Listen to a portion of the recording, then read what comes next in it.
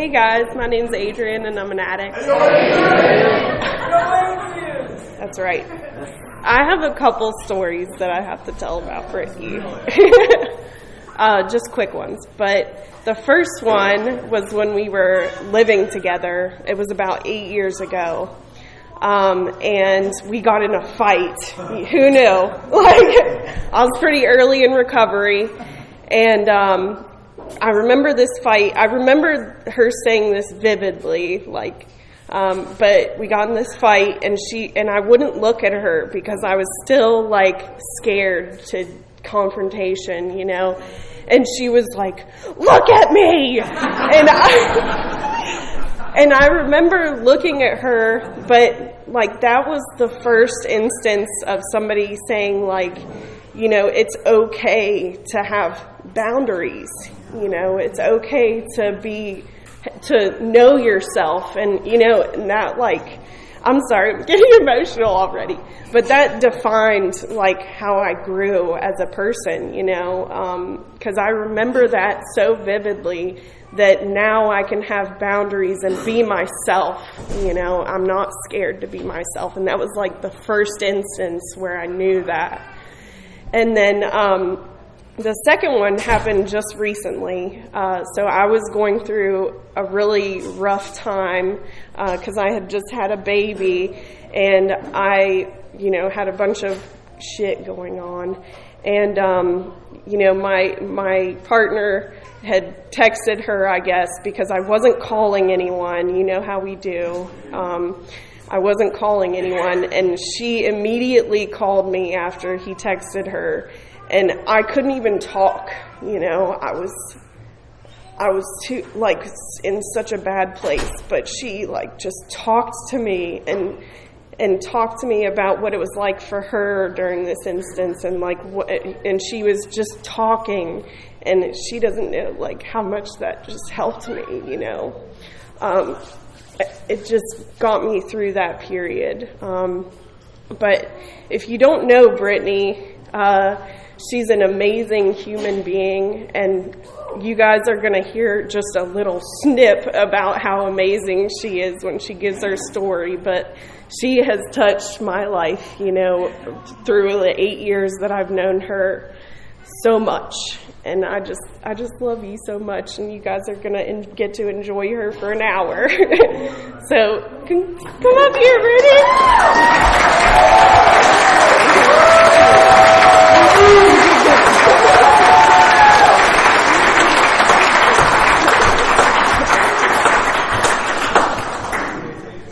Thanks, Adrian. I'm an addict named Brittany. Hi. So I've been fucked up about this. My disease just continued to tell me that I'm not good enough. Nothing I have to say is good enough. You're not going to share a good message. And so many people here stopped throughout convention constantly and was like, "You are good enough. You're beautiful. You have an amazing message. You're strong." And today I've been so calm. There was no emotions. I wasn't excited, nervous, nothing. Just a very calm feeling. I wasn't thinking about what I was going to say, which is fucking crazy because my ego is wild. And I do that all the time. But I'm just really relaxed right now, so I really don't have a plan. I had an opening, but I forget what that was. Yeah. So most people are like, "I want to thank the committee for voting for me." I don't. You guys won't either. No, at all. But anyway, what it was like, what happened, and what it's like now. So my dad's an addict. My dad has a significant amount of clean time in the other fellowship. But that was never a solution for me. It was never, God didn't present it as a solution at the time, my entire life. I just never saw it. It wasn't visible. That was never an option. But I can remember my parents divorced when I was 6 years old, and my dad, like I said, was an addict. He put his hands on us threw us through walls. Pretty fucking brutal, like broke my mom's neck. I love him, and I forgive him. That's my dude. That's my best friend. The program gave me that ability, you know. I despised him. I used to call him the puke. My mom had us call him the puke, so that could tell you a little bit about my mom. I hope they never find this YouTube channel. I'm not going to tell them we have one. But my mom is like a lifelong victim. She's an amazing woman, but she has zero accountability for herself. You know, very similar to the speaker last night, she was always constantly on me about my body. Because my mom's like 5 foot and I'm not. My mom's very dainty and I'm not. And she just would say things constantly. And that insecurity stays with you for a long time. So after my parents divorced, she had behaved in a way that will destroy a child's life, and planted some things in my mind and in my head to present to the legal system that supposedly something happened and nothing ever happened. So it destroyed me. Of course, I was resistant to it because it wasn't real. I didn't understand why I was supposed to say these things. I could tell you my dad beat me, but that's the only thing I could tell you my dad did. He didn't do anything else, you know. And that destroyed who I was as a person. I got very violent. I became very abusive. I overdosed at 12 years old purposely to kill myself. I hated everything. I hated everybody. Everything was my fault. I no longer had a best friend. I have 2 brothers. One's 6 years younger and one's 2 years older. My older brother was my best friend, and I lost him through that because I took our father away. I did that. You know, I did that. We all blamed me, but I never had any part in it. I was just a victim of 2 adults who didn't know how to live life. They did not know how to respond to a separation appropriately. Come to find out, I'm the same way.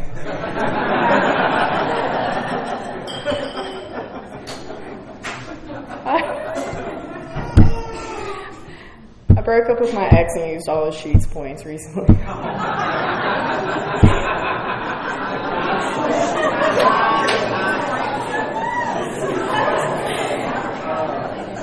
Anyway,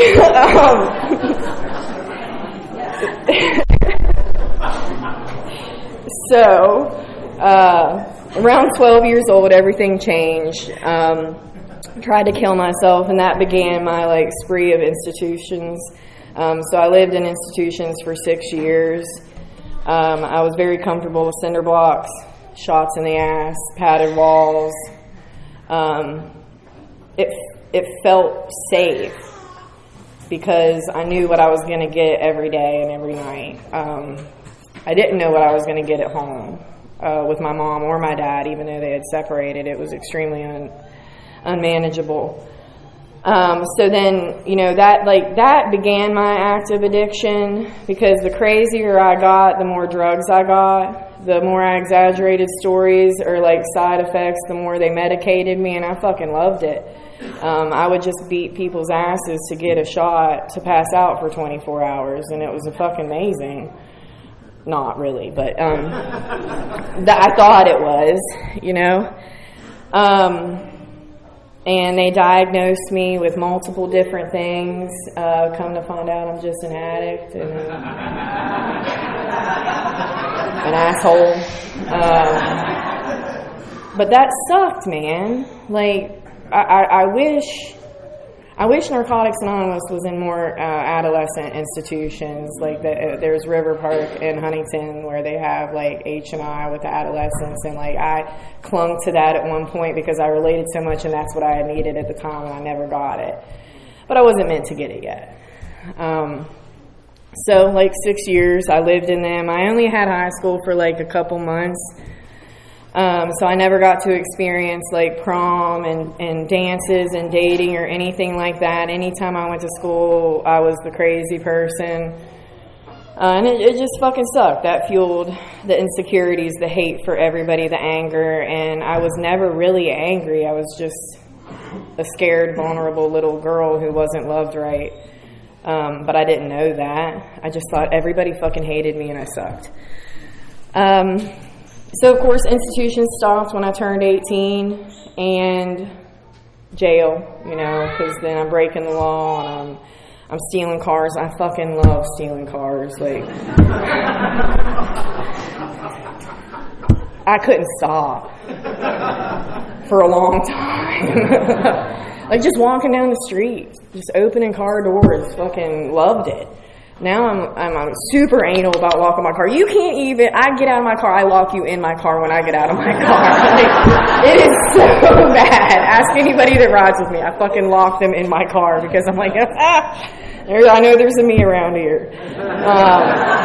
There absolutely is. 18 to 26 in the span that it took for me to get clean, like I hurt myself so fucking much. Of course I hurt other people, but like I just dug the hole deeper and deeper and deeper. Like it was made so much worse. My parents tried to manipulate me into going to a treatment center when I was 18, which is fucking wild. I know people get clean that young, but the willingness wasn't there. And they were like, if you go to this boot camp, go to rehab, this boot camp, then we'll buy you a Jeep. And I went, yeah, sure. And it kind of reminds me of that Just for Today about if you get things and you can't keep them kind of thing. Like, I couldn't even graduate boot camp. I got kicked out 2 weeks before graduation because I was going to drug somebody. And somebody told on me. Because what the fuck? That shit was terrible. And after that, though, like, I went to, like, Pittsburgh to the federal building to try to enlist in the Army, to just get out of Mineral County, where I'm from, and get out, whatever. We thought it was the solution. And they wouldn't accept me because I was 3 pounds overweight at 18. I was built like a fucking brick shit house. I was not free. You know what I mean? Like, that devastated me. That fueled my disease so fucking bad. Like, I couldn't even be in the cupcake camp at fucking Army. Like, and I know they have that little area. They wouldn't take me. But I feel like they had my adolescent record.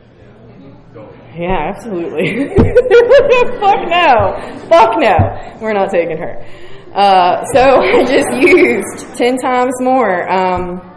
Destroyed myself, my body, my life, my family's lives. I abused every single person in my life. It's like those people that end up on our first amends list and we think we don't deserve to be clean because of those harms. For me, like, the person I think about is my grandma. The things I did and said, the money I stole, the property, the taking advantage. I wrecked her car, and I told her she did it. She had dementia. I'm like, you did that. I know. Piece of shit. Like, no, everybody knew. You know what I'm saying? She did, but, whatever. I love you. I'm sorry, Grandma. But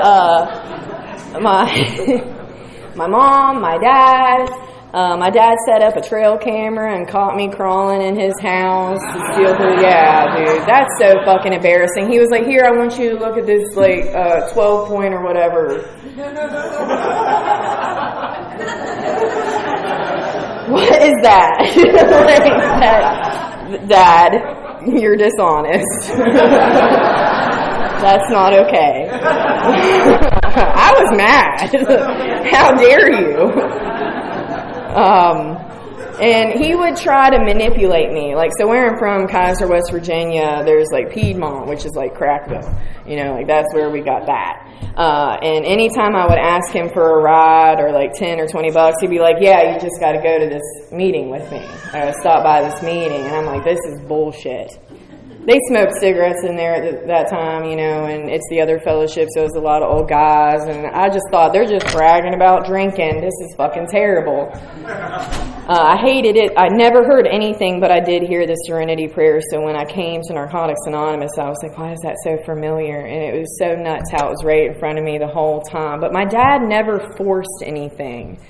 So the message was delivered to him appropriately. Like, he did 12-step work in a very subtle way with me.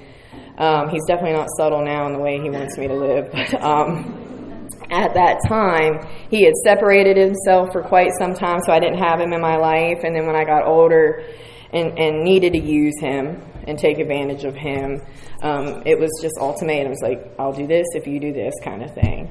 I still didn't see it, though. So I had a child, my daughter, Brianna. She's 15 years old. I was using when I got pregnant with her, and I continued to use when I was pregnant with her. And I would justify it because of the substance that it was, and I was like, it'll be fine. And she's fine. She's perfect. She's amazing. She's a beautiful girl. She's funny. She's weird. She's smart. She's athletic. She's every fucking thing. I don't know how, because she had a terrible person the first 4 years of her life. Leaving her at the dope house, leaving her with the dope man, leaving her at the dope house where sex offenders were, kind of thing. Terrible person, which fueled my disease even more, because I didn't care. Like, you're in the goddamn way. Like, I resented the fact that I had to take care of this thing that I didn't even really want. It was cute as fuck. She was so cute. Cute little chubby baby. She lived on oodles and noodles and cheese puffs. Yeah, I don't know how she's okay. I really don't. Poor thing. But she is. She's amazing. And, I did things like, we were living at my grandma's house in Kaiser, and she was 6 months old, and I left her in the crib, and I walked a mile and a half to the bar with my grandma, who has dementia, who had an infatuation with baby dolls. So anything could have happened. She could have dropped her, whatever, taken her outside, anything. I didn't think about it. Just complete denial. I didn't have any perception of anybody outside of myself other than, like, I have to go and get fucked up. I have to go and find something somewhere. And manipulated myself into thinking I was better than other people because I didn't use certain things yet, or didn't do it a certain way yet, or didn't look like them because they look way strung out. And I could manipulate the system. I could turn into a chameleon. I could get rid of charges because I could dress the part. But come to find out, a lot of the charges I got away with because in my dad's using, he supplied the legal system with stuff. You know what I'm saying? He had the plugs. And that worked for a long time. So when all my recovery started, it was like I was 25 years old. I was staying in a camper, a pop-up, which I thought was pretty fucking awesome. Because I was by myself and it was a camper. Who wasn't going to live in a camper? But it had like no power, no electric, and it was because I wasn't allowed on my family's property or in their houses. I talked to my mom, and I was like, I want to fucking kill myself. I can't do this anymore. She's like, well, what about rehab? I'm like, that's crazy. But I was okay with the idea because, like, the mental image I get when it comes to cinder blocks, I know that sounds fucking crazy, man. Like, I was just like, oh, I'll be secure. I'll be safe. I'll be fed and shit. It'll be all right. So we called everywhere, couldn't get me anywhere. And there was a detox in Huntington, West Virginia that was like, if you can be here in the morning, we'll take you. And, that's a 5-hour trip from where I'm from. So I was like, okay, cool. And I was relieved. Like, that's what's cool about it. I was so relieved. But I couldn't stop using, and I used on the way there in the back of my mom's car with her driving me there. I get there completely fucking loaded. She leaves. She tells them if she leaves, don't call me because I'm already a belligerent, whatever, 10 times worse than my personality currently. You can only imagine. So I go here. My first experience with a Narcotics Anonymous meeting, I was completely fucking high. And nobody made me leave, just saying. I was in Pinecrest. I know I'm probably not supposed to say specifics, but I was at a Pinecrest meeting, and there was a member from the other fellowship. They had an AA and an NA meeting, and I went to both of them, and I was high at both of them and yelled at both of them and told them that they didn't know how to recover, and if you thought a room full of people was going to keep you clean, you were a fucking pussy. And the guy was like, "You're doing great." I am. Thank you. And I love that guy, Zach M. Huntington. He's in the other fellowship, still clean and in recovery. Really fucking cool. His wife ended up sponsoring me. And then I went to the other meeting, the NA meeting, and I'm sandwiched in between two people. Delmas from GTO and this other guy from GTO. And I'm like nodding now and then like saying stuff and nodding now. And I remember the one guy was like, "You tell him. I will tell you how to recover. I will fucking tell you." Nobody was like, "Shut up. You got to get her out of here. She's high." I hate that shit. I hate the cross sharing and shutting people down in a really aggressive way, man. You can talk to them later. Talk to them fucking later. Put your ego up your ass. I don't fucking know. You know, like, calm down. So I stayed in detox. It was terrible, of course. I didn't hear shit. But it introduced me to H&I, and that's what I remember. 100%, I remember exactly who was there, what they were wearing, and what the fuck they said, and it weirded me out. It weirded me out because the one lady never made eye contact with people, and I was like, what is wrong with her? I do the same shit now. What? Oh, stop. Okay. And what was cool though is like, so I'm very familiar with psychology and institutions and mental health and all that bullshit, and it did not work for me. That's not for me. It's not real. You don't know what you're talking about. You can't help me. You don't understand. So when H&I was presented to me, it was like, oh my God, I believe you. Holy shit, like the way they shared and what they said, even though they had showered and looked clean, I knew they were like dope heads. Like, I believed them. And it was so fucking attractive to me. Like, this is real. I had never experienced anything like it in my entire life, man. I was like, this is fucking cool. And then they started taking us to outside meetings. And granted, listen, my priorities was,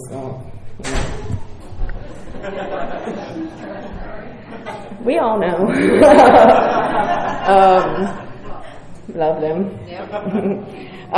Loved meetings. Loved going to meetings. I probably had sequence tops on, taking selfies with my razor phone and my like wet seal belt. Shit. My thong fucking sandals, like just nasty, whatever. Anyway, but I loved going to them meetings, and I don't know why, whatever. So it didn't work. I didn't have the right priorities. I didn't think it was as serious as it is, man. I just thought I could like hang out, be cool, go to both fellowships, stand across the fence, straddle the shit, do both things, not be 100% transparent in either one. You know, be one way this way, one way that way. And I got high after 9 months. I was dishonest as fuck the whole time I was in both fellowships. I was couch surfing, robbing people that I was couch surfing with. I was living on food stamps that belonged to my daughter that was with my parents.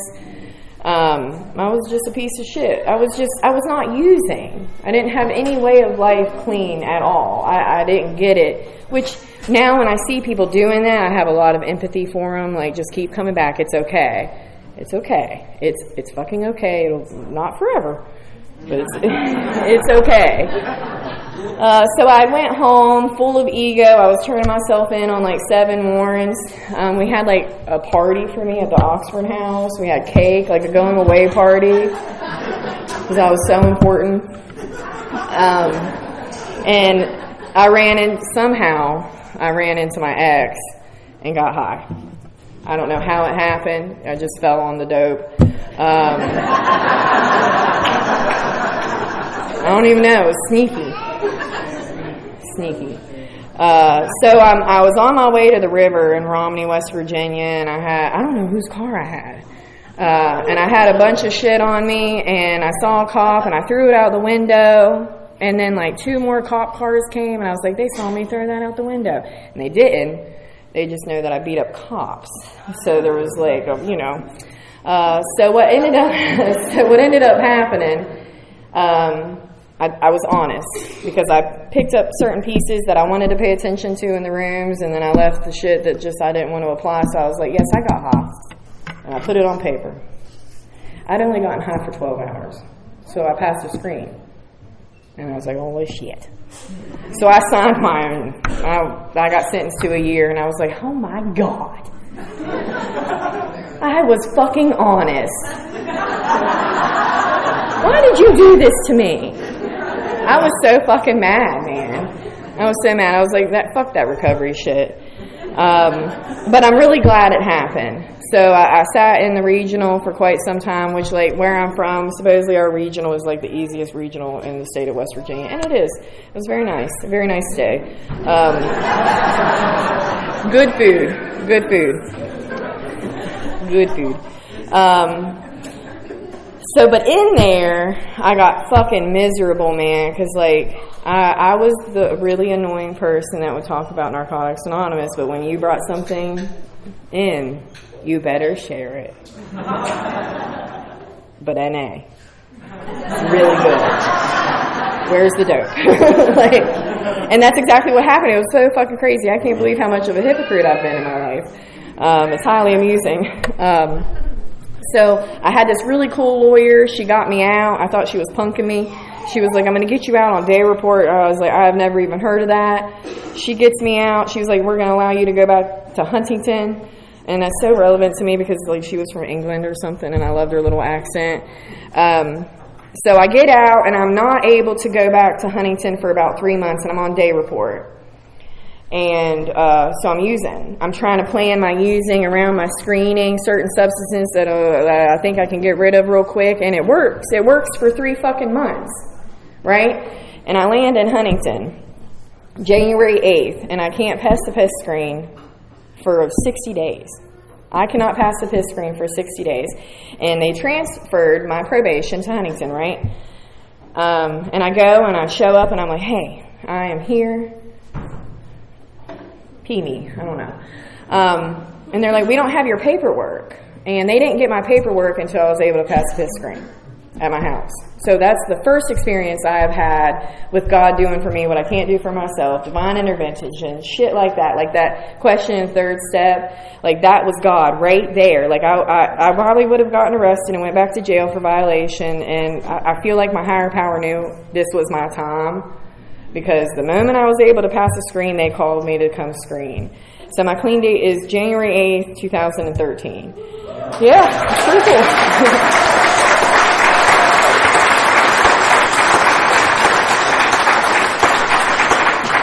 I want to take my shoes off, but I'm not going to.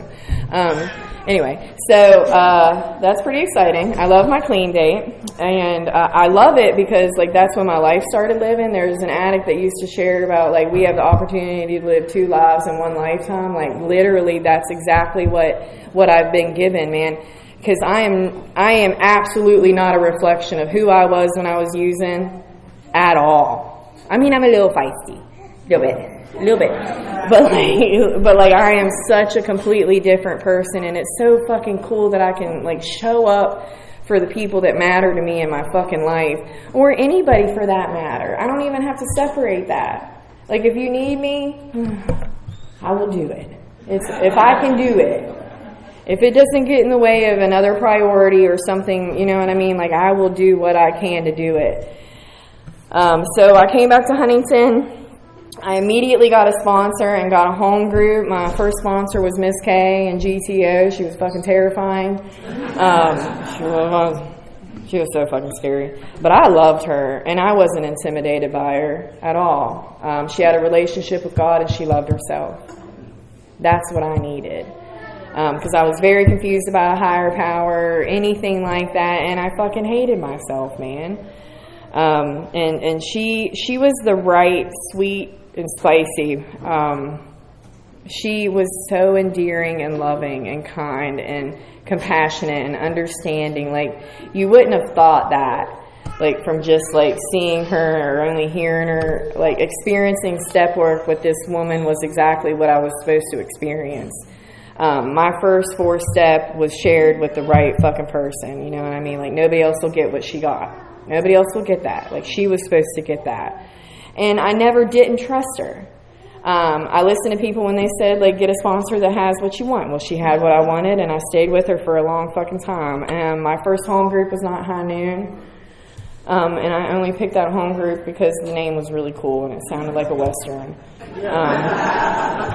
I didn't care. It was a very small meeting. My home group member, Elijah Crum, who's no longer with us, who died clean, was my home group member. He taught me so much about love and life and step work and, like, just going full fucking throttle in recovery. Like, my support group, man, was fucking crazy. I got clean with a couple wild ones. And what's really cool is our numbers have dwindled, the people that got clean, and it breaks my heart. But, like, the people in my area know how much I talk about my original people from Huntington. Like, what they mean to me, what they will always mean to me. Because there was, like, 8 of us.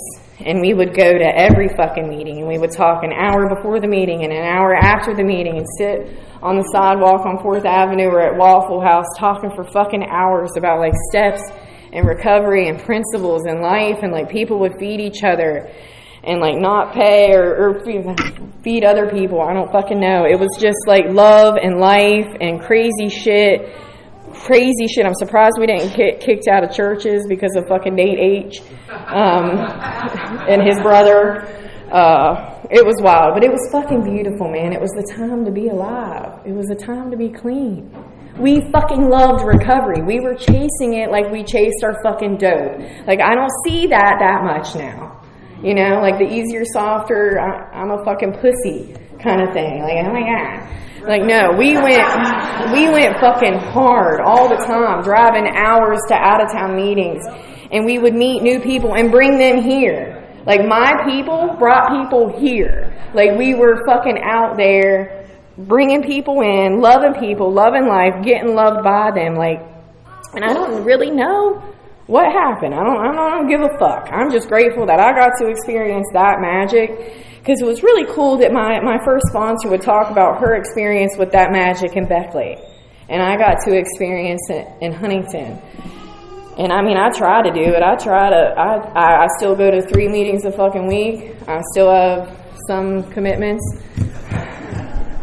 But I prioritize a lot of things in life. NA is, of course, number 1. That's why I still go to 3 meetings a week. With the clean time that I have, there's no fucking valid excuse not to. There's not. Sometimes it can be difficult. Sometimes I'm exhausted. Sometimes I'm dirty. Sometimes whatever. I don't even want to fucking be there, man. But I am so terrified of myself. I'm so terrified of becoming the person that took advantage of my grandma, that put her hands on her mother, that stole from my dad, who has like a broken back and a broken hip and broken knees and shit, but I took his medicine because I needed it more. My mom's breast cancer medicine, took that shit, didn't give a fuck. She's in the middle of surgery. I'm in the ER getting a script because I wrecked her on the way to the hospital because I was fucking high. Like, I will never go back to that. I will not go back to that. And the only reason I can solidify my spot and the way I can solidify my spot is continuing to work a program like I did when I got here. It's really goddamn simple. I don't know why people don't get it. I'm not smart. At all. I think that's probably why I get it, actually.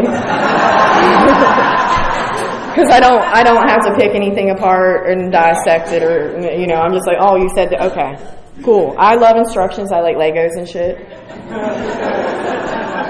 I'm so weird. So, you know, like I said, my beginning was fucking beautiful, and I love you guys so fucking much. Like, forever, forever, forever. Love you guys. Well, there's only 2 of them here right now. So, anyway. And I'm proud of you. So Huntington was beautiful, man. I got to experience everything a newcomer should experience in Narcotics Anonymous. We were crazy with H&I. We were excited about H&I. I love H&I. It's a very intimate, personal thing for me, especially, like I said, the River Park Adolescents H&I panel. It was really cool because those little kids was working steps. Granted, their therapist might have been working steps with them out of the guide, but whatever the fuck, they had the literature. It's fine. And we would bring this meeting and they would talk about questions and shit. Like, H&I is very close to my heart because I know what it feels like to live in those spaces. Thank God I don't have the desire to live in those spaces today. My house is still my safe space. It's very much so my safe space. A lot of times I'll be out of town visiting family, whatever. I leave early to go home. You know, like I have built a very beautiful, secure, serene environment for myself, like a bed and a love seat. And granted, a lot of it I've still been given in my clean time, you know what I mean? But I pay my rent. I rent from a retired chief of police who is now magistrate. Oh yeah, and he knows I beat up cops. He knows that. He gave me a chance, man. My bills are never late. You know I didn't know that you got deposits back? I didn't. I never had a bill. I never had a deposit. Me and Tasha W. lived together for like a year in Huntington. We were moving out, like she was moving in with her partner and I was moving somewhere else. And we got this bill that said $0. And I was like, what the fuck happened? I have a picture of it. It's on my Facebook memories. Because I was like, look at this. Look at us. So it's exciting to just be able to be like, I'm okay. Things are going to be okay. I can provide for myself. Granted, I am definitely not wealthy. I am like the bottom tier of life. But I'm so fucking rich in like peace and like happiness and faith and relationships, man. Like recovery has blessed me with so many fucking things. I can't explain. You know, if you give yourself the opportunity to experience, you know exactly what I'm talking about. Now, granted, it's not been nice the whole time at all. I've been resistant to a lot of things. I've picked and chose when to let go, when to accept, when to surrender, when to apply a principle. I've considered a lot of things okay to do because it wasn't drugs. And I've put myself through a lot of shit. I have hurt myself tremendously clean as well. I didn't know how to live life. Granted, I've worked steps the entire time. I've done service the entire time. I'm still wandering this world lost in ways. And sometimes I don't want to hold your hand. Just let me fucking act out. And we'll deal with it later. I don't want to do that no more, man. I am so sick of that shit. I'm so sick of justifying my own behavior because of my clean time. And I did that for a long time. I want to share about what it's like now, right? So in 2020, I left a relationship. And with that person, I met them in the rooms. And it was fucking beautiful for the first 6 months.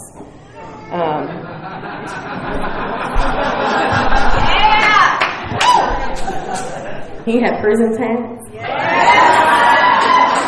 He was tall. Oh man. Fell in love with that motherfucker. You would have. He was a whore. No. It was really cool. So that particular ex is the first ex that I had like a long-term relationship with at all. In my clean time, I just was like come and go. I treated people very disposably. I was very disrespectful to men because why not be? Just kidding. I'm just kidding. So anyway, me and this person got pregnant, and I was very excited, very happy, and that triggered something called fear in his disease, and he acted out in every single way imaginable, but I could not let go. I finally thought I had like the white picket fence that was actually like broken, and brown and rotted. Because like my self-worth and my image was so low, I wanted you to feel like somebody finally chose me. Somebody wants to be with me. I'm good enough for this person. So I stayed for a long time and didn't allow myself the opportunity to experience a lot of things without certain forms of abuse, man. But I couldn't see that at the time. I thought that a lot of things were normal. I didn't know a lot of things in life happened, and I finally experienced them. I forgive this person, and I didn't realize I did. It took a long time, and I think all it took was keep coming back. I can't tell you specifically the recipe for forgiveness when it comes to certain people that have literally destroyed you. I think it's just a simple principle of like it'll happen when it's supposed to happen kind of thing. And I don't share this to make myself or my story seem like more significant, but it's significant to me because of who I became. A 30-year-old woman hiding behind a couch from a grown man. You know what I mean? Like I was so isolated within myself, I couldn't tell you those details. Like people knew the relationship was bad, but people didn't know how bad it was. Because if you know my personality, you're like, she lets a man put hands on her? I did. Domestic violence isn't a joke. It's almost like a mental illness because I couldn't get out. I couldn't see it. It was my fault. Like if I just did this and said this and I don't even fucking know what it was. The recipe, I don't know. It was fucking hell. Eventually, COVID saved my life. It really did. It allowed me financially to get out. I hid money. I was very dishonest with him. I didn't tell him that I was getting checks, and I just hid it, and I finally was able to leave. And I thought I was going to be happy and everything was going to be peaceful, and it has not been. Because come to find out, when you leave certain people, they don't like that. So the past 4 years have not been very okay, but it has absolutely built my resistance and character. You know, because I don't surrender, bitch. I don't give up. I win. You know. You're not going to fucking take away from me the only thing that gave me anything I have in my life worth having. And this person hates that I'm in Narcotics Anonymous. They hate Narcotics Anonymous.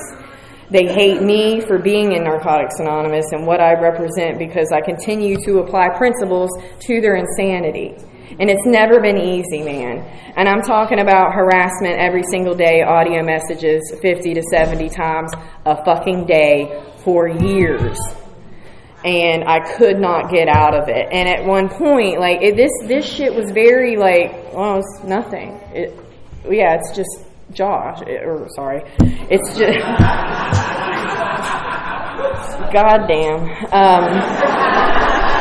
It's just whatever. It was just a very normal part of life for me. I didn't see it like it was. Like my best friends have listened to these messages and they would just get so angry they were red and wanted to fucking kill him. But to me it was like, oh well, it's not that bad. I don't live with them now. Like I'm okay. And because of how my mom was and our divorce, I never wanted to be like her. I didn't want to take a child from a man just because, right? So I put myself through even more pain by trying to be a decent person and co-parent and like, you know, maybe they'll get clean again, maybe they'll work steps, work programs. Well, they didn't. And the child that we had, Graydon, is my favorite person in the whole wide fucking world. And I will tell you a little bit about why this is significant. I was a terrible mother, used, pawned her off, whatever. With Graydon, having a child in clean time, everything was going to be perfect. I was going to do everything right. I was going to eat all the organic food and all of it, vaccinate one at a time and like have planners and whatever. And I did. I had all of it. I was so fucking ready. And from the day he entered this world, he's been fighting for his life and struggling.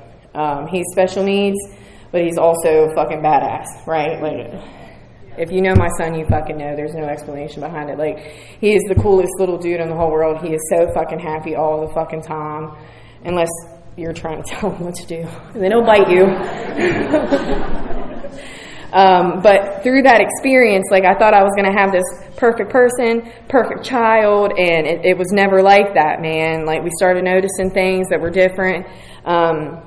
He has some physical disabilities along with, like, IDD and autism. And so when, like, it was time to talk, we didn't realize he had these certain physical disabilities. We didn't realize he had severe sleep apnea until later. So a lot of things were hindering his ability to live life and, like, learn and all that, you know. But what's really cool is, like, staying on top of my recovery taught me to stay on top of parenting and relationships like that. So I stayed on top of it nonstop with him. Like, that's my job right there, is him. Being an advocate for my son and what he needs. And I am the motherfucking advocate for him. I don't stop ever for him. Like, I will burn the motherfucker down. It's bad. But I like it. So, what's really cool, though, is God gave me that boy. God knew I was capable of raising him. It's very hard. He gets kicked out of school almost every single day. And I have to leave work and go get him. And he doesn't understand danger, doesn't understand a lot of things, can't comprehend, like, hey, like, we don't bite, kick, whatever, you know what I mean? But that's just where we're at right now. But I still will never stop finding the resources that best suit his needs, because I don't stop trying to find the resources that best suit my needs. You know, like, it's the same concept. Like, I've never given up on myself. I never stopped working a program, doing everything. So why would I ever, like, be neglectful to him? And he's my number one goal, my number one priority. And I can't wait to see him. Right now, he's with my mom, and my mom bought him a bicycle, and he won't take his helmet off for 5 days now. He's had his helmet on because he's such a goober.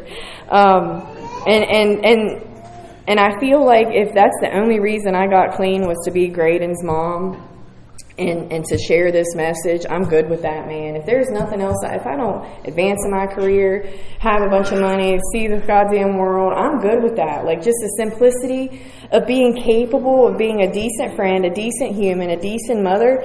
I have accomplished more than I ever dreamed possible. I have no goals.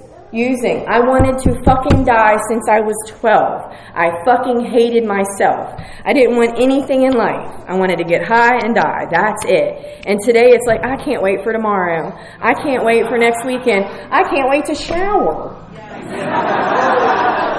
That's kind of a lie sometimes. I can't be pleased because my people fucking know. I'm like, I showered 3 times this week. Just saying. Anyway, and I'm going to embarrass myself. Too late. So I feel like I'm winding down, and I don't want to, like, start pulling anything out of my ass, but I feel like I did all right.